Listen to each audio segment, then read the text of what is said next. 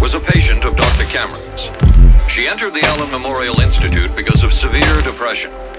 She describes for the first time publicly the LSD therapy and psychic driving treatment that she was given by Dr. Cameron. And then the drug began to take hold very rapidly because it was an IV injection, and things became very furry and very frightening, and had a lot of sensations that it's very difficult to recall. Nobody explained it to me. Nobody ever asked me if I was willing to do it or anything. He had this feeling that he would be able to get through the resistance of illness and to reach deep changes very quickly. Did he?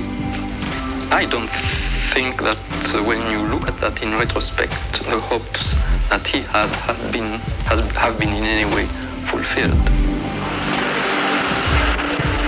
But Cameron would plunge on. The next step was what he called psychic driving. This involved almost endless tape-recorded messages and more drugs for the patient. Cameron wrote that this was the way to make direct control changes in personality. I thought this was the coldest and most impersonal treatment that anybody could give to anybody in the world. And I became more and more despondent and more angry. What if you don't die and you live and you can't even talk anymore? And I couldn't do it. The most severe technique Cameron used was de-patterning. He described it as breaking up the existing patterns of behavior by means of intensive electroshock therapy with prolonged periods of sleep. He carried out these experiments in something he called the sleep rooms. People in there were like babies. They cried and they were very disoriented. And we were very afraid of the sleep room. We used to walk very carefully against the side of the corridor that was opposite the sleep room with our backs to the wall when we'd go by. Cameron used this combined sleep electroshock treatment on patients as long as 30 days. One patient he kept asleep for 65 days. Cameron retired, and his successor, Dr. Robert Cleghorn, ordered a follow-up study on the patients treated with Cameron's de-patterning method. Showed that it was no more beneficial in its result than the use of more conservative methods. But the follow-up study showed that 60% of those who had been de-patterned still had amnesia for periods of anywhere from 6 months to 10 years. That's quite a memory loss, isn't it? That is a memory loss, indeed it is. It's I think, more than desirable. In retrospect, does Dr. Cameron's experimentation and his treatment appear harsh? I would say yes. This forceful type of approach that I was describing to you is definitely, it can be said that it's harsh. I wouldn't call it harsh. I would say it was harder on the staff than it was on the patients, because these people had to be fed and they had to be cared for and they had to be given sufficient fluid and food and toileted and so on and so forth. It was a very difficult thing for the staff to follow these patients properly and see that they did well. Well, I'm glad he was concerned for the staff. But damn it all, I wouldn't. I could have maybe had a different kind of life. And that makes me angry and sad, and I don't know how to explain how I feel, really. I'm just. How did you feel when you learned that Dr. Cameron's experimentation was financed by the CIA? Well, I thought... Oh, I can't even use the word that I thought. Because I thought that bastard. And he was too smart. He knew who he was working for. And, excuse me, but, I just can't, sometimes I can't believe it. And yet I know it's true. If you had the opportunity to say something to the people at the Central Intelligence Agency who financed this study, what would you say?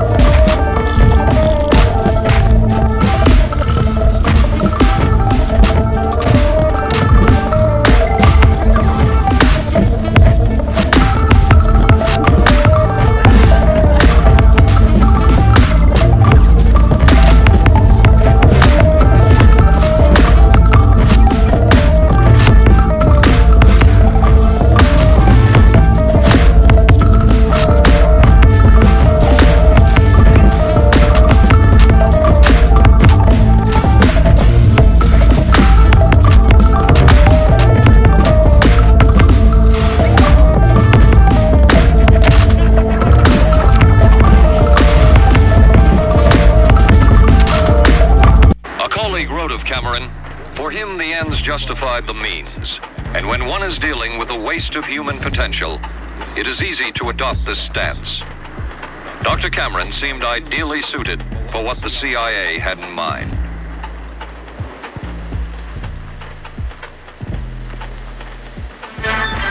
America is adapting to the shape of things to come. Triumph TR-7 with 5-speed transmission or optional automatic. Wide steel belted radials, front disc brakes, front end spoiler, rack and pinions. This one's for the boys. She's a 9 out of 10 but has the same name as your sister. Oh, surely like a solid 2. Surely a 2. 15, 10. Okay, no.